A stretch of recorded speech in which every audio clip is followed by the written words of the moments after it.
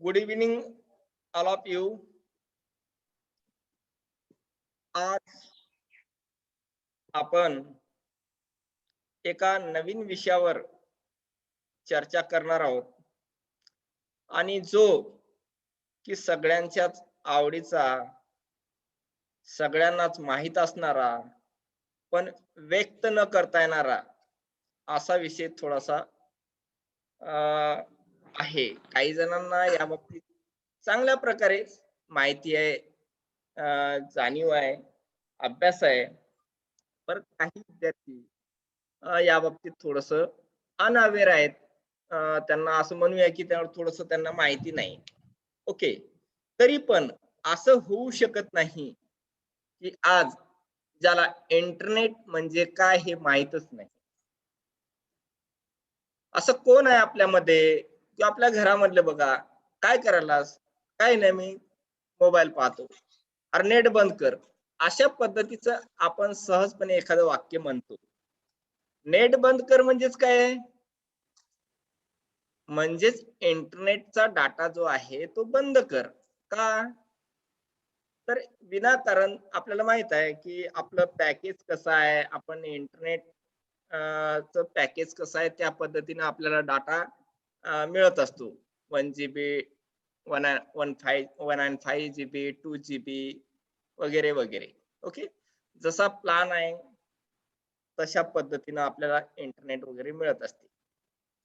आता मला प्रत्येकाने थोडंसं एक इंटरनेटच्या बाबतीमध्ये आपलं एक मत मांडायचं आहे. इंटरनेट म्हणजे काय किंवा इंटरनेटची व्याख्या वगैरे काही सांगू नका. इंटरनेट कशासाठी आहे? काय आहे इंटरनेट? या संदर्भामध्ये तुम्हाला काय माहिती आहे? मला थोडं जाणून घ्यायची उत्सुकता आहे. आणि म्हणजे जेणेकरून मला अगदी म्हणजे कुठल्या लेव्हलवर तुम्हाला सांगता येईल याचा मला थोडासा एक हे मिळेल, दिशा मिळेल.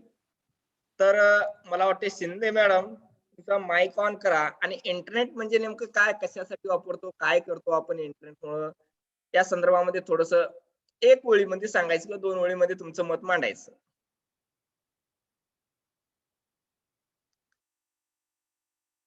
शिंदे मॅडम आवाज येतो माझा? हा येतोय सर. हां. काय असते इंटरनेट? इंटरनेटच्या संदर्भामध्ये काय तुम्ही कशी त्याचं एक मत मांडणार? समजा परीक्षेमध्ये प्रश्न आला, तर जनरल काय लिहू शकणार तुम्ही इंटरनेटच्या संदर्भामध्ये? नेट मधली नेट मधली कॉम्प्युटर मधली माहिती मिळवणे. कॉम्प्युटर मधली माहिती मिळवणे. बरं. अजून काय कुठली माहिती मिळवतो आपण? अं, समजा तुम्हाला एक कॉम्प्युटर दिला हं, हं. आणि तुम्हाला म्हटलं याच्यावर बघा, शोधा तुम्हाला एखादी माहिती वगैरे. ते शक्य आहे का तुम्हाला? सहज नाही. शक्य आहे. परंतु तुम्हाला त्याच्या अगोदर काय शहानिशा करावी लागणार आहे? समजा सर्च नाही झालं, माहिती नाही मिळाली, तर तुम्ही काय चेक करणार? ते नेट चालू आहे का बघणार. Very good. मला हेच अपेक्षित उत्तर होतं, की आपण नेट सुरू आहे की नाही हे आपण पाहतो जर सर्च होत नसेल तर. सर्च करणे म्हणजे शोधणे. बरोबर आहे. आज असं म्हटलं जातं, की इंटरनेट म्हणजे पूर्ण खजिना आहे आणि असंही म्हटलं जातं, की संपूर्ण जग एका क्लिकवर अवेलेबल झालेलं आहे. खरंच आहे ते. मग या संदर्भामध्ये वर्षा, तुला असं वाटते का इंटरनेट शिवाय आजचा प्रत्येक व्यक्ती राहू शकतो किंवा पूर्वीच्या काळातलं जीवन बरं होतं विदाऊट इंटरनेटचं? काय मत आहे तुझं? तर आत्ताच्या ह्याच्यात कोणच राहू शकत नाही नेट शिवाय. का राहू शकत नाही? हॅलो. कारण ती गरज आहे आता सध्या. बरं. कुठली काय फायदे आहेत त्याचे मग? त्यामुळे आपण माहिती मिळवू शकतो किंवा जर आपल्याला एखाद्या ठिकाणी फिरायला जायचं असेल, तर हं. आपण तिथली माहिती अगोदर मिळवू शकतो. अगदी बरोबर आहे. Very good. म्हणजे आज काय झालेलं आहे, की आज मी म्हटलं ना, की इंटरनेटचं महत्त्व हे सगळ्यांना कळालेलं आहे. एवढंच काय, जर इंटरनेट नसतं आताच आपलं लाईव्ह लेक्चर पण झालं नसतं. बरोबर आहे. म्हणजे प्रत्येक ठिकाणी व्यक्तीच्या जीवनामध्ये वेगवेगळ्या फील्डमध्ये वेगवेगळ्या क्षेत्रामध्ये आज इंटरनेटचा वापर होत आहे आणि इंटरनेटच्या वापरामुळेच वेगवेगळ्या प्रकारचं संशोधन, वेगवेगळ्या प्रकारचे काय म्हणतात त्याला आपल्याला संशोधनाची क्षेत्र उदयास आलेली आहे आणि नको ती माहिती म्हणजे आपल्या डोक्यामध्ये जेवढे प्रश्न असतील, मी तर असं म्हणेल की तुम्हाला समजा एखाद्यावर काही येत नाही असं क्षणभर गृहीत धरा आणि एखादी गोष्ट येत नाही, काही माहित नाही, कुठली तरी समस्या निर्माण झाली आणि नंतर तुम्ही जस्ट एक ब्राउझर ओपन केलं, तुम्ही वेब ब्राउझर कुठलेही मोझिला करा, इंटरनेट एक्सप्लोरर करा, सफारी करा, गुगल क्रोम करा. सध्या पॉप्युलर गुगल क्रोम हे सगळ्यांना माहित आहे. ओके. तर यामध्ये तुम्ही सर्च केलं आणि टाकलं की बाबा या बाबतीमध्ये माहिती.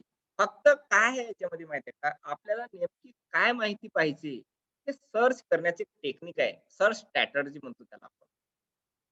आणि मग आपण त्या ठिकाणी जस्ट सर्च केलं की आपल्याला हवी ती माहिती विविध स्वरूपामध्ये वेगवेगळ्या अ, अ, लोकांनी, वेगवेगळ्या ऑथरनी, अभ्यासकांनी त्या ठिकाणी टाकलेली माहिती आपल्याला सहजपणे ओपन होते. म्हणजेच आज असं म्हणू शकत नाही कोणी की इंटरनेट शिवाय आपण राहू शकतो. कुणीच राहू शकणार नाही. इव्हन दो मी असं म्हणेल की अन्न, वस्त्र, निवारा ह्या जशा मानवाच्या मूलभूत गरजा झाल्या आहेत, तसेच इंटरनेट ही सुद्धा एक अत्यंत मूलभूत गरज झालेली आहे. आजकाल बघा, शिक्षणाचं स्वरूप असो, शिकण्याचं स्वरूप असो किंवा कुठल्याही बिझनेस मध्ये घ्या, कुठल्या व्यवसायात घ्या, कोणीकडे जा, कुठल्या म्हणजे असं की तुम्हाला ट्रॅव्हलिंगला जायचं असेल, बुकिंग करायचं असेल, ओके, काही खरेदी करायची असेल, शॉपिंग करायचं असेल, सगळं ऑनलाईन झालेलं आहे. घर बसल्या तुम्हाला सगळं मिळेल. केवळ आणि केवळ ह्या इंटरनेटच्या जगामध्ये झालेल्या क्रांतीमुळं आणि त्याचा उपयोग वेगवेगळ्या व्यवसायामध्ये त्या दृष्टिकोनातून करून घेतल्यामुळं ह्या गोष्टी नाही का, याचे महत्व, या संदर्भातलं जे काही इम्पॉर्टन्स आहे, याचे जे फायदे आहेत, ते आज सगळ्यांच्या नजरेत किंवा सगळ्यांच्या लक्षात येत आहेत. मग आपला पेपर क्रमांक 3 कोर्स BVG 3 युनिट 3.1 मध्ये आपल्याला internet and it's application in learning domain असा एक युनिट आहे त्या ठिकाणी. म्हणजे इंटरनेट म्हणजे काय, इंटरनेटचा उपयोग काय आणि शिक्षणामध्ये किंवा शिक्षण प्रक्रियेमध्ये, विशेषतः अध्ययन प्रक्रियेमध्ये या इंटरनेटचा काय उपयोग आहे, अशा अनुषंगाचं एक पहिल्या युनिट मधला एक एक पार्ट आहे आणि त्या अनुषंगाने आपण नाही का या ठिकाणी चर्चा करणार आहोत. माझ्या प्रेझेंटेशनचे काय ऑब्जेक्टिव्ह आहे, to highlight the term of the internet and in its uses in learning counterpart and library domain. माझा मेन उद्देश आहे की इंटरनेट आणि त्याचे वेगवेगळे वापर आणि विशेषतः आपला लायब्ररी अँड इन्फॉर्मेशन सायन्सचा जो कोर्स आहे त्या अनुषंगाने इंटरनेटचा काय उपयोग, कशी कनेक्टिव्हिटी आहे आणि त्यातून जे काही शिकल्या जाईल तुम्ही इंटरनेटच्या अनुषंगानं, ते विविध प्रकारे तुम्ही तुमच्या व्यावसायिक जीवनामध्ये आणि वैयक्तिक जीवनामध्ये नक्कीच त्याचा तुम्हाला उपयोग होईल. या ठिकाणी एक सिम्बॉल आहे बघा, हे कशाचं चित्र आहे भारती मॅडम? जरा इंटरॅक्टिव्ह करूया आपण. तुम्ही फक्त मला केवळ ऐकणारे मला थोडेसे आवडत नाहीत विद्यार्थी, की तुम्ही थोडस इंटरॅक्टिव्ह क्वेश्चन्सला आन्सर देत राहा. हे चित्र कशाचं आहे भारती मॅडम? आवाज येतो माझा? हा येतोय सर. हा हा काय?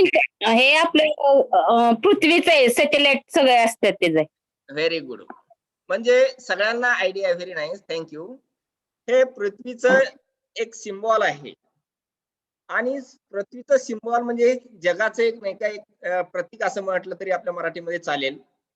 की हे आयकॉन असं आहे की या आपण भूगोलामध्ये शिकलेलं असेल की त्या किंवा जगाचा नकाशा शिकलेला असेल तर त्यामध्ये संपूर्ण जगामधले सगळे जे देश आहेत ते त्या ठिकाणी दिसत असतात.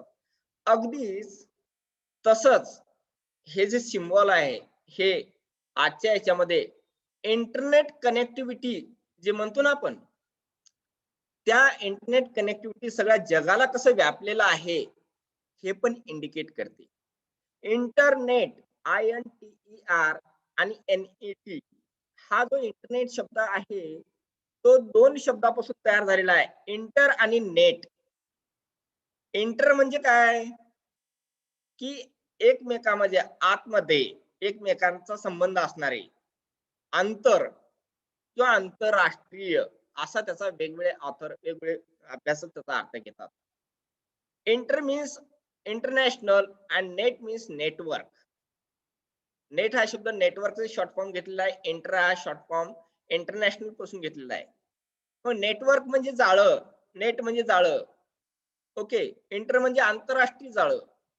असं जाळं की जे संपूर्ण जगाला व्यापलेलं आहे.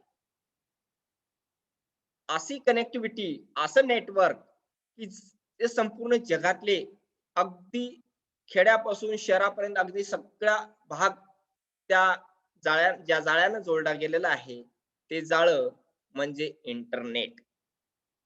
मग तुम्हाला नक्कीच मनामध्ये प्रश्न पडला असेल की इंटरनेटचा मालक कोण आहे? हे काय असते? कुठं असते हे? आपण तर त्याचा सगळा फायदा घेतोच. कुणाला काही आयडिया आहे का या संदर्भामध्ये काही सांगू शकाल? आपण पाहूया या ठिकाणी व्हॉट इज इंटरनेट. पण इंटरनेटच्या संदर्भामध्ये असं कोण आहे? कुठे आहे बाबा हे? हे कसं मिळते आपल्याला? ओके. जरी तुम्हाला या संदर्भामध्ये कल्पना असेल, नसेल, मी आता तुमचा अधिक वेळ न घेता मी थोडीशी डेफिनेशन एक्सप्लेन करतो या ठिकाणी. What is the internet?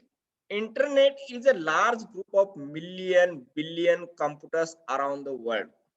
बघा, करोडो अब्जाधीश जे काही वेगवेगळ्या प्रकारचे कम्प्युटर असतील, तुमचे मोबाईल असतील, लॅपटॉप असतील, हे वेगवेगळ्या प्रकारचे डिव्हाइसेस. लॉट ऑफ म्हणजे मिलियन बिलियन जे काही आपल्या जगामध्ये आहेत ते सगळे नाही का इंटरनेटच्या माध्यमातून एकमेकाशी जोडल्या जातात. असा एक इंटरनेट आहे, असं एक जाळं आहे की ज्या जाळ्याच्या माध्यमातून जगातील संपूर्ण कम्प्युटर्स, जगातील सगळी डिव्हाइसेस ही या इंटरनेट कनेक्टिव्हिटीच्या माध्यमातून एकमेकाला जोडली जातात. नेटवर्किंग आपल्या बघा कोर्सचं नाव आहे नेटवर्क. नेटवर्क म्हणजे काय आहे की तुम्ही आता तुम्हाला एक छोटस उदाहरण देतो. आपल्या लायब्ररीमध्ये तुम्ही जे सध्या विद्यार्थी ऑफलाईनला येतात ज्यांनी लायब्ररी पाहिलेली आहे त्यांना आपल्या लायब्ररीमध्ये एक नेटवर्क झालेला आहे बघा. आपलं एक सर्व्हर आहे आणि बाकीचे वेगवेगळ्या ठिकाणी वेगवेगळे कम्प्युटर आहेत. मी ज्या ठिकाणी काम करतो ते ते सगळं जे सॉफ्टवेअर मधलं काम ह्या त्या लायब्ररी मधल्या कुठल्याही कम्प्युटरला दिसते. काय केलं आपण की आपण एकमेकाला कनेक्ट केले, एकमेकाला जोडले. हे फक्त माझ्या डिपार्टमेंट पुरतं आहे, आपल्या ग्रंथालय विभागापुरतं आहे. त्याला लॅन म्हणतो आपण.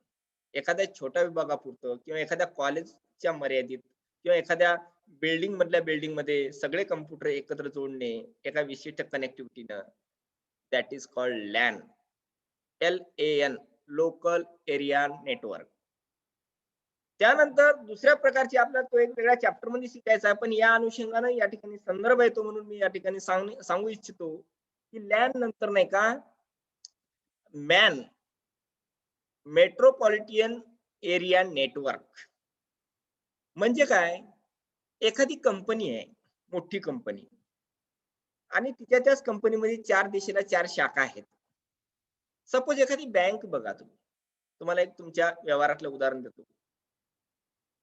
एका पूर्व भागामध्ये असणारी बँक, पश्चिम भागामध्ये असणारी बँक, मध्यवर्ती बँक असणारी एकाच शाखेची ही एकमेकाला नाही का अगदी 10-10, 20-20 किलोमीटर अंतरावर असणाऱ्या सुद्धा नाही का एकमेकाला एकाच सर्व्हरनं जोडलेले असतात. याला म्हणायचं मेट्रोपॉलिटन एरिया नेटवर्क लॅन. कारण किंवा एका शहरातले वेगळे शॉप असतील, एकच दुकान समजा 4 ठिकाणी ब्रँच असतील त्यांच्या, किंवा एक कॉलेज आहे त्यांच्या वेगळ्या शाखा असतील त्या शहरामध्ये. अशा एका विशिष्ट क्षेत्रामध्ये जो की एरिया थोडासा मोठा आहे, अशा ठिकाणी ज्या कनेक्टिव्हिटीनं ते एकमेकाशी जोडल्या जातात त्या जाळ्याला मॅन असं म्हणायचं, मेट्रोपॉलिटन एरिया नेटवर्क. आणि आता हे झालं एका शहरापुरतं. ओके. आता हे सगळे या शहराचं त्या शहराशी, त्या त्या राज्याचं या राज्याशी, या देशाचं त्या देशाशी असे इंटरनेट कनेक्टिव्हिटी असते. असं तुम्ही बघा इंटरनेटवर गेलात, तुम्ही सर्च केलं समजा अमेरिकेची एखादी वेबसाईट, तुम्हाला इथून दिसणार नाही का? निश्चितच दिसणार. अमेरिकेमध्ये एखादा आपला माणूस समजा नोकरीला गेला आणि त्या ठिकाणून समजा औंधाचा आपल्या नाही का एम-आय देवीचं मंदिर शोधत आहे समजा नेटवर, त्याला त्या ठिकाणचं सगळं लोकेशन दिसणार. म्हणजेच असे म्हणजे हे जे जाळं आहे ते इंटरनेटचं, हे पूर्ण विश्वरूपामध्ये व्यापलेलं आहे. म्हणून त्याला इंटरनॅशनल नेटवर्क असं म्हटलं जातं. म्हणून त्याला ग्लोबल नेटवर्क असं म्हटलं जातं. आणि हे एकमेकाला जे जे वाईड एरिया नेटवर्क याच्यामध्ये जे आहे ना, ही वॅन तिसऱ्या प्रकारची जे नेटवर्क कनेक्टिव्हिटी आहे जी WAN. तसे इंटरनेटला आपण पर्टिक्युलर म्हणू शकत नाही. वॅन म्हणजे वाईड, वाईड म्हणजे विस्तृत. ओके.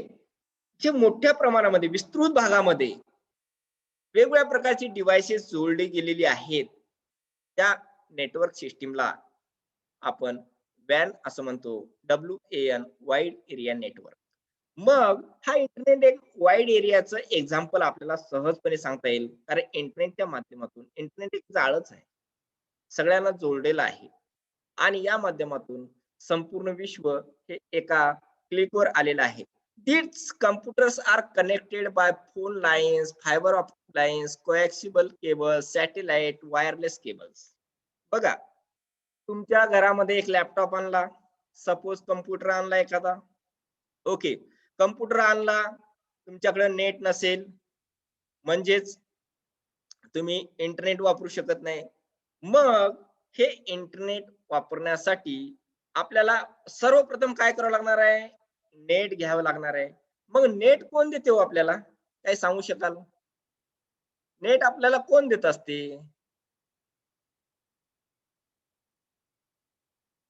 भटकर मॅडम.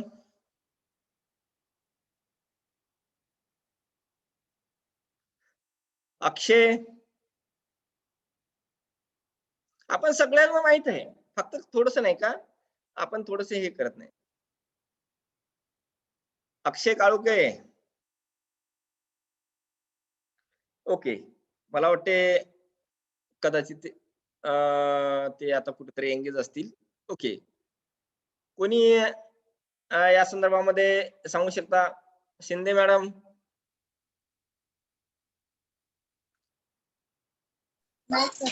हा. आपल्याला नेट नेट आपण कुठून घेत असतो?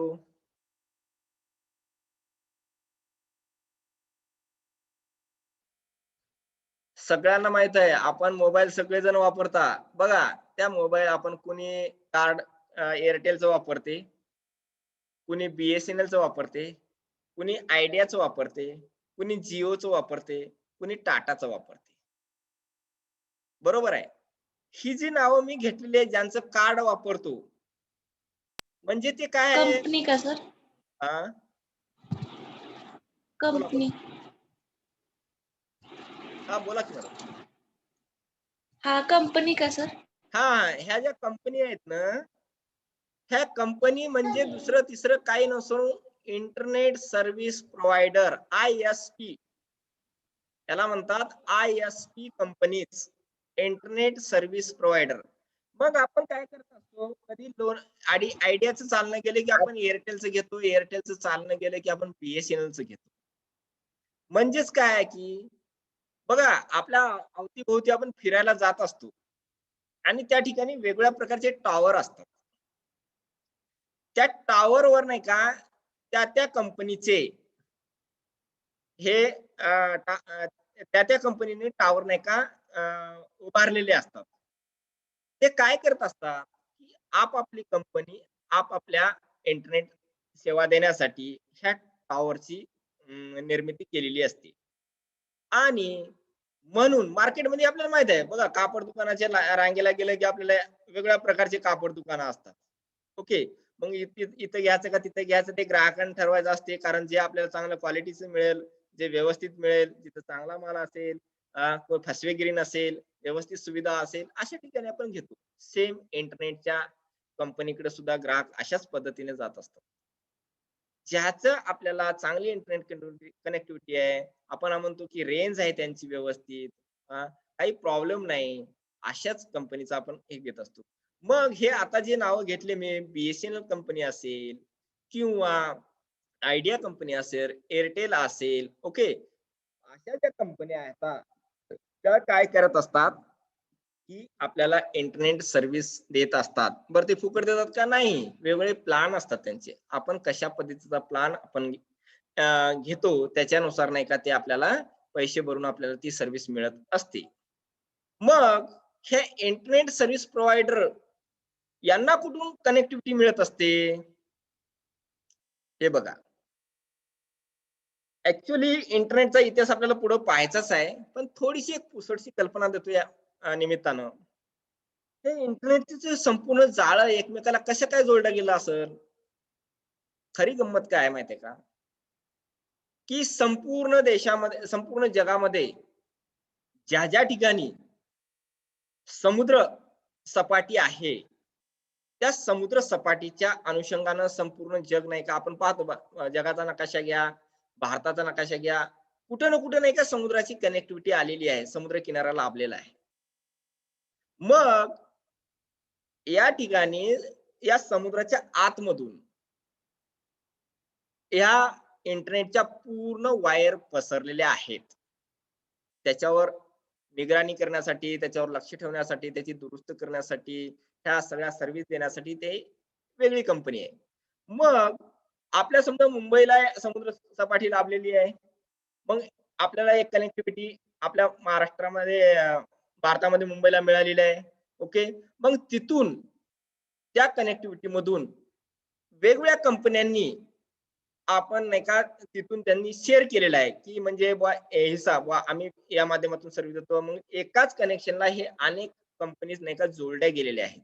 आणि मग त्या कंपनीज त्या त्या कनेक्शन मधून इंटरनेट सर्व्हिस घेतात आणि ती ग्राहकांना पोहोचतात. म्हणजे ह्या कंपनीज काय करतात, आपल्याला एक सर्व्हिस देण्याचं काम करत असतात. आपल्याला इंटरनेट पोहोचवण्याचं काम करत असतात. अशा पद्धतीनं या आणि हे सगळे इंटरनेटचं नाही का एक विशिष्ट असं सर्व्हर असते. ते तुम्हाला आपल्या पुढे पाहायचं आहे. हा संपूर्ण आपण म्हणतो ना इंटरनेट काही पण आहे, काही पण अपलोड करतो, काही पण डाउनलोड करतो. हे नेमकं कुठं जाते, काय जाते, हे सगळं नाही का वेगवेगळ्या ठिकाणी स्टोअर होत असते. तुम्हाला ते आता पुढे लक्षात येईल बघा. तर अशा पद्धतीचं नाही का हे इंटरनेटचे एक जागतिक स्तरावर व्यापलेलं जाळं आहे. मग पूर्वीच्या अगोदरची परिस्थिती आणि आताची परिस्थिती इंटरनेटमध्ये प्रगती झालेली आहे. आताची स्पीड वेगळी आहे. पूर्वी नाही का वायफाय नव्हती किंवा पूर्वी हे पण नव्हते. काय म्हणता येईल त्याला की आजच्या सारखे ब्लूटूथ टेक्नॉलॉजी पण नव्हती. ब्लूटूथच्या माध्यमातून आपण गाणे वगैरे नेटवरचे ऐकू शकतो किंवा वायफायच्या माध्यमातून आपण कनेक्ट होऊन नाही का गाणे म्हणा काही डाउनलोड करू शकतो, हे करू शकतो. पण त्याच्या अगोदर सुरुवातीची जी परिस्थिती होती ती केबल सिस्टीम होती. जास्तीत जास्त केबलचा डायल अप वगैरे बघा. एक आपण पिक्चरमध्ये जुन्या पिक्चरमध्ये वगैरे पाहतो किंवा बऱ्याच ठिकाणी आज आहे, की आपण समजा एखाद्या BSNL कंपनीकडून इंटरनेटचं कनेक्शन घेतलं. कनेक्शन घेतल्याच्या नंतर नाही का आपल्याला ते वायर आपल्या घरापर्यंत आणून देतात आणि त्या ठिकाणी एक फोन आपला नाही का असा चक्र टाईपचा होता बघा, फिरवायचा होता. मग ते आता कसं आपल्याला कनेक्शन घेतलं की मॉडेमच्या माध्यमातून सरळ नाही का आपल्याला टेस्ट केले की कनेक्टिव्हिटी मिळते. परंतु पूर्वी असं नव्हतं. तो जो काही एक नंबर होता तो डायल त्याला म्हणून डायल अप म्हणतात. तो डायल करावा लागायचा आणि डायल केल्याच्या नंतर मग त्या इंटरनेट सर्व्हिस प्रोव्हायडर कंपनीशी नाही का कनेक्ट झाल्याच्या नंतरच आपल्याला नाही का इंटरनेटची कनेक्टिव्हिटी त्या आपल्या पीसीला किंवा आपल्या लॅपटॉपला किंवा आपल्या मोबाईलला मिळायची. पण आता याच्यामध्ये भरपूर क्रांती झालेली आहे. बघा, याच्यामध्ये optic lines, coaxial cable, satellite आणि वायरलेस अशा प्रकारची नाही का ही प्रगती होत गेलेली आहे. आता याच्यामध्ये सॅटेलाइट म्हणजे काय, अंतराळामध्ये उपग्रह वगैरे असतात. ओके, तिथून सुद्धा डायरेक्ट कनेक्टिव्हिटी मिळू शकते, पण ती आता स्पेसिफिक एरियासाठी, स्पेसिफिक विभागासाठीच नाही का ती मर्यादित आहे. आपल्याला ती काय तिथून मिळत नसते. वायरलेस केबलच्या माध्यमातून आपल्याला माहित आहे, समजा या ठिकाणी कुठेतरी हे जोडलेलं असेल, वायफाय झोन असेल, ओके, आणि वायफाय झोनला आपल्याकडे जसं पासवर्ड वगैरे असेल तर आपण कनेक्ट होऊ शकतो, किंवा WhatsApp मध्ये सुद्धा आपण नाही का पीसीला वगैरे वायरलेसच्या माध्यमातून कनेक्ट होतो. म्हणजे या ठिकाणी केबल वगैरे लागत नाही. परंतु कोएक्सियल केबल नावाचे जे केबल येतात बघा, आता मागच्या वेळेस जिओ कंपनीनं बघा वेगवेगळ्या प्रकारचे असे वायराचे बंडलच्या बंडल नाही का खणून नाही का रस्त्याच्या बाजूनं सर्व्हिस आणलेली आहे. त्याचं कारण काय आहे, की या बाकीच्या याच्या सॅटेलाइट पेक्षा, वायरलेस पेक्षा ह्या कोएक्सियल केबलच्या माध्यमातून जी स्पीड मिळते इंटरनेटची, ती काही म्हणजे स्टँडर्ड दर्जाची, आम्ही त्याला आपण काय म्हणतो चांगल्या प्रकारची स्पीड मिळते आपल्याला. आणि म्हणून अशा प्रकारचे नाही का जे काही आपले डायल अप सिस्टीम असेल, डीएसएन आलं, डीएसएल आलं, अशा प्रकारची नाही का हळूहळू याच्यामध्ये बदल होत गेले. आणि आताची वायरलेस, सॅटेलाइट आणि कोएक्सियल केबल या लेवलची नाही का इंटरनेट सुविधा आपल्याला मिळत आहे. मग इंटरनेट सुविधेच्या बाबतीमध्ये चर्चा करत असताना या अनुषंगाने वेगवेगळ्या प्रकारचे नाही का काही संकल्पना आहेत. तर त्या एका संकल्पना इंटरनेटच्या अनुषंगानं काय काय असतात ते पाहूया. IP address. आयपी ऍड्रेस एक असतो बघा. आयपी ऍड्रेस म्हणजे काय? Each and every device or machine on the internet has a unique identifying number called IP address. IP ऍड्रेसला काय म्हणतात, की आपण इंटरनेटवर जोडल्या गेल्याच्या नंतर मग मोबाईल थ्रू जोडा, एखाद्या कम्प्युटर थ्रू जोडले गेलात, किंवा एखाद्या लॅपटॉप थ्रू जोडले गेलात, किंवा कुठले तुमची टीव्ही पण असेल. आता इंटरनेट कनेक्टिव्हिटीवर टीव्ही पण आलेले आहेत. भरपूर टेक्नॉलॉजी पुढे गेलेली आहे. ओके, मग आपण त्या ठिकाणी जोडल्या जातो त्यावेळेस नाही का आपल्या त्या प्रत्येक डिव्हाइसचा, जे काही आपला म्हणजे लॅपटॉप असेल, आपला कम्प्युटर असेल किंवा मोबाईल असेल, त्याचा एक विशिष्ट असं नाही का युनिक नंबर असतो. युनिक नंबर म्हणजे काय, की जो दुसऱ्या त्या डिव्हाइसचा, त्या मशीनचा दुसरा नंबर कुठंच नसतो. तो एकमेव नंबर असतो, त्याला युनिक नंबर म्हणतात. That is called IP address. आता तुम्हाला नेटवर्कच्या अनुषंगाने नाही का पुढं अभ्यासक्रमाचाच भाग आहे, की अशा प्रकारचा आयपी ऍड्रेस 1.2.2, 2.23, 0.11, 0.123 अशा प्रकारे नाही का त्या ठिकाणी आपल्याला जर समजा लॅन मध्ये किंवा वॅन मध्ये नेटवर्क जर जोडायचे असतील, तर अशा पद्धतीचा आयपी ऍड्रेसचा नाही का या ठिकाणी आपल्याला त्या ठिकाणी उपयोग होतो. किंवा इंटरनेट मध्ये सुद्धा नाही का आयपी ऍड्रेस हा अतिशय महत्वाची भूमिका बजावत असतो. त्या ठिकाणी 5 मिनिट राहिलेले आहेत बघा. तोपर्यंत काही कुणाला शंका असतील तर विचारू शकता. आता हा पाठ होणार नाही.